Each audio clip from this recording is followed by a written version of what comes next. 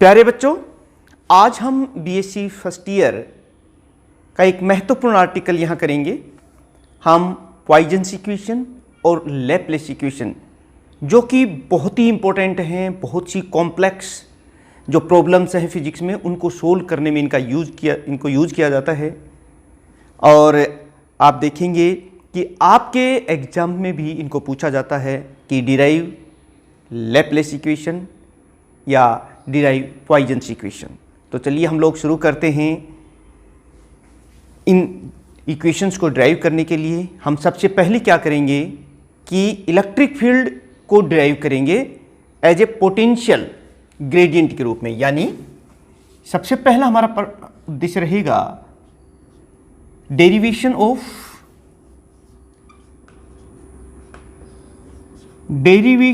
Of electric field from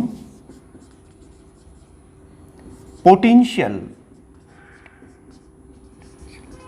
as gradient.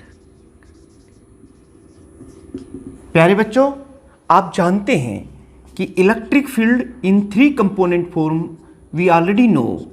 देखिए, सबसे पहले हम इसी को ड्राइव करेंगे और फिर हम पॉइजन्स इक्वेशंस और फिर लैपलेस इक्वेशन को ड्राइव करेंगे। तो देखिए, हम जानते हैं E equal to I E X plus J E Y plus K E Z, like this. प्यारे बच्चों, डी आर, इसको भी अगर हम 3 कंपोनेंट फॉर्म में लिखें तो इस तरह से लिख सकते हैं। ये भी आप जानते हैं, जे into D Y plus K into D Z, like this. अब देखिए, एक चीज और, टर्म पोटेंशियल का डेरिवेटिव जो है वो आप जानते हैं। इसको हम ऐसे लिखते हैं, curly we by curly X into D X plus curly we by curly Y into D Y plus curly we by curly Z into D Z हैं।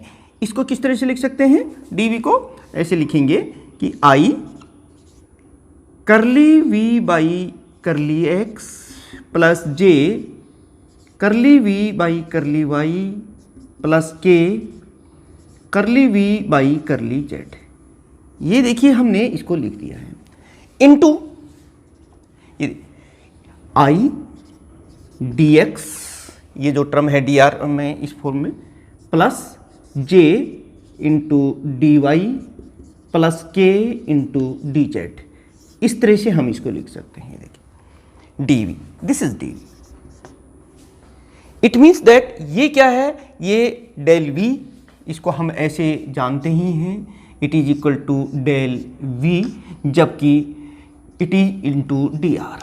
ये हम पहले ही आपको बता चुके हैं। ये हमारे पास डी वी आ गया है। This is one of the important equation. ये देखिए, ये इंटू डी आर, ये इक्वेशन नंबर 2। अब इक्वेशन 1 और इक्वेशन 2 को इक्वेट करते हैं। On equating equation 1 and 2 we write, इन दोनों को इक्वेट करते हैं तो हमें पता चलता है कि E इजिकल टू, जब इनको हम करते हो डी आर से डी आर तो दोनों हो गया minus D V del V. ये देखिए, ये रिलेशन जो है, यानी कि we have drive here the electric field from potential as the gradient. इसको अगर हम 3 कंपोनेंट फॉर्म में लिखें तो कैसे लिखेंगे? ये देखिए, आई इंटू ई एक्स प्लस जे इंटू ई Y plus K into E Z. और इससे आगे देखिए, इट इज इक्वल, इसको कैसे लिखेंगे 3 कंपोनेंट फॉर्म में? ये हम पहले से ही जानते हैं, i into curly we by curly x plus J into curly we by curly y plus k curly we by curly Z. ये देखिए, अगर हम इनको कंपेयर करें, the coefficients of the i j k on the both sides, then we can write here that by comparison E x is equal to minus curly we by curly x, E y is equal to minus curly we by curly y, और E z is equal to minus curly we by curly z. तो प्यारे बच्चों, इस तरीके से हमने derive किया electric field as gradient of the scalar function. Equation की सहायता से ड्राइव करते हैं पॉइजन्स इक्वेशन और उसके बाद लैप्लेस इक्वेशन, जो कि बहुत ही इंपॉर्टेंट है, यानी derivation of Poisson's equation and Laplace equation.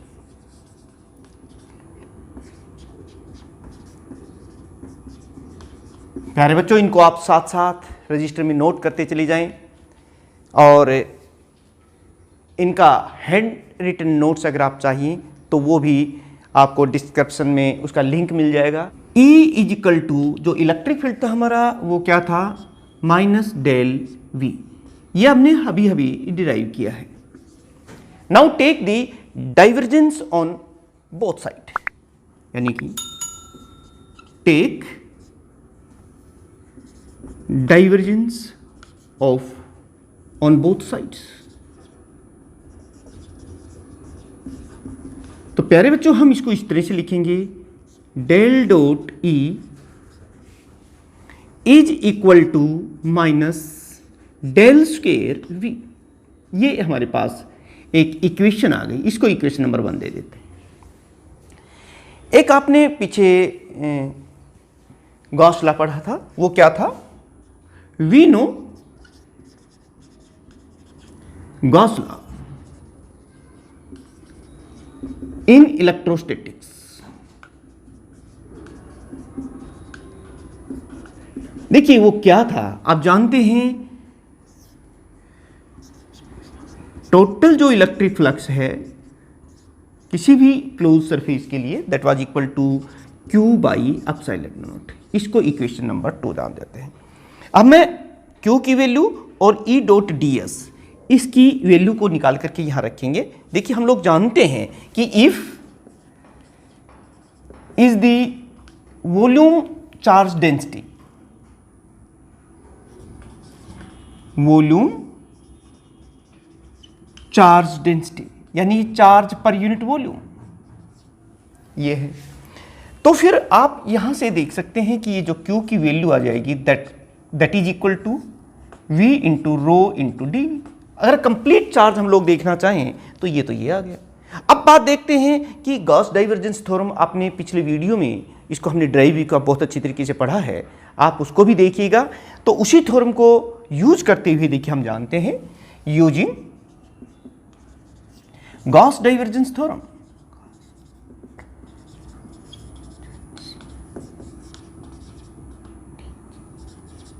प्यारे बच्चों क्या थी गॉस डाइवर्जेंस थ्योरम हमारी, जो सरफेस इंटीग्रल और वॉल्यूम इंटीग्रल के बीच में रिलेशनशिप सेटअप करती है, यानी कि del dot E into D. ये किसी में, प्यारे बच्चों इसका मतलब ये हुआ कि हम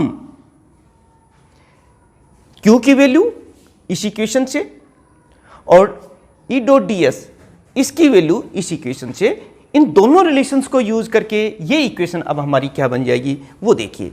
इसके स्थान पर तो हम क्या लिखने जा रहे हैं, ये देखिए हम del dot E into D V, ये देखिए ये रख दिया है E डॉट ds के स्थान पर, और it is equal to 1 by epsilon naught V rho into D V. ये देखिए कुछ इस तरीके से लिखेंगे, del dot E is equal to by epsilon naught. This is the important equation. ये देखिए ये इक्वेशन हमारी जो भी आ गई। अब देखिए एक डेल डॉट E हमने ये लिखी है इक्वेशन 1 को देखिए, और एक इक्वेशन नंबर हमारी 3 है। Using equation 1 and equation 3 we write, हम देखिए इसको इस तरीके से लिखेंगे कि माइनस, ये देखिए इन दोनों इक्वेशन को कंपेयर करके लिख रहे हैं, del square V is equal to rho by epsilon naught, और हम इसे लिखेंगे del square V is equal to negative del epsilon naught. This is the important equation and this equation is called Poisson's equation. यानी ये जो equation हमारे पास आई है, equation number 4, equation 4 is called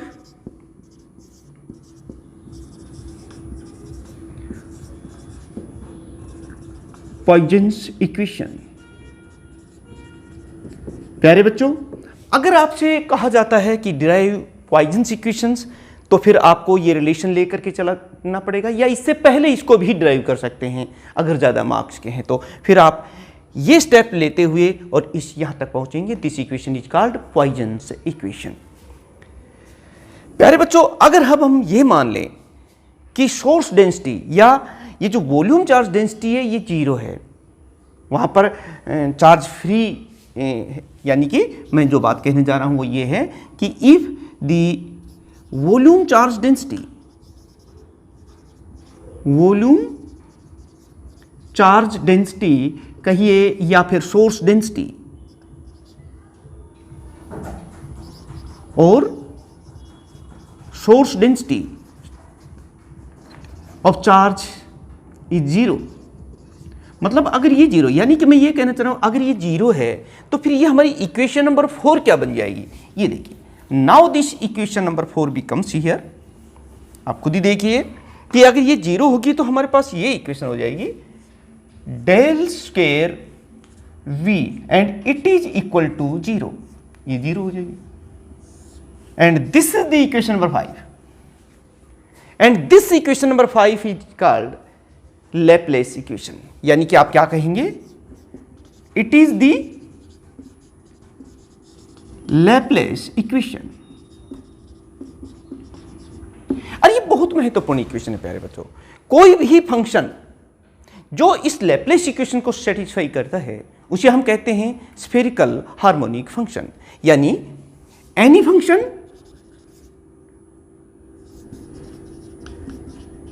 which satisfy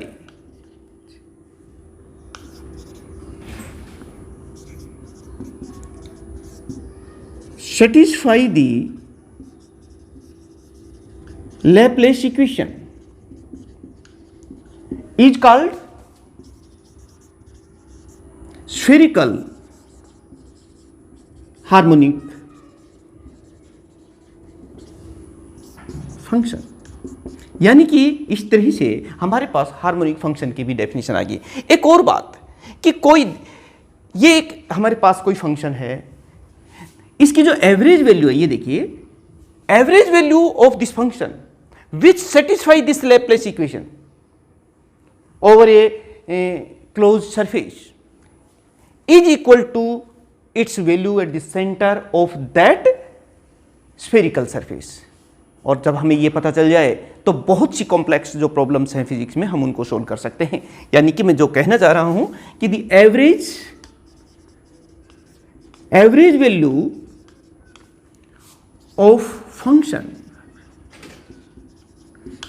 ये कोई फंक्शन है मान लीजिए हमारे पास, विच सेटिस्फाई, आप साथ साथ लिखते रहिए, विच satisfy the Laplace equation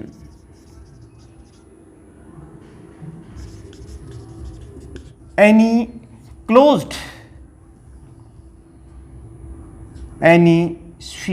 spherical surface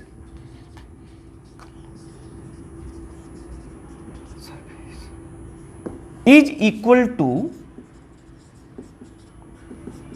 its value at center of sphere, and this property of this Laplace equation is used in solve many complex problem। Physics आप देखेंगे जब न्यूमेरिकल क्वेश्चंस और इनके क्वेश्चंस करेंगे तो ये हमारे लिए फिजिक्स में बहुत महत्वपूर्ण रहने वाली है आगे चल के। तो प्यारे बच्चों, जिस तरह से आपने देखा, अगर आपसे सवाल पूछा जाता है कि derive electric field in terms of negative potential gradient, या फिर आपसे पूछा जाता है डिराइव द पॉइजन्स इक्वेशंस या फिर डिराइव, लैपलेस इक्वेशन, कुछ भी आपसे पूछते हैं तो फिर आपको इस तरीके से इनको लिखना होता है। मुझे पूर्ण विश्वास है कि आपको ये चीज़ें समझ में आई होंगी। आप नोट्स को अपने हाथ से लिखे बहुत अच्छा होता है। तो डाउनलोड करना चाहते हैं इन्हीं को, हैंड रिटन नोट्स को, तो डिस्क्रिप्शन में जा कर के डाउनलोड कर लें। और नेक्स्ट जो हमारा वीडियो रहने वाला है वो भी बहुत ही महत्वपूर्ण है। इसी यूनिट का नेक्स्ट हमारा आर्टिकल रहेगा। उसके लिए आप बेल आइकन भी प्रेस कर दीजिए ताकि आपको समय पर नोटिफिकेशन मिल जाए। चलिए मिलते हैं नेक्स्ट लेक्चर में। Thank you very much.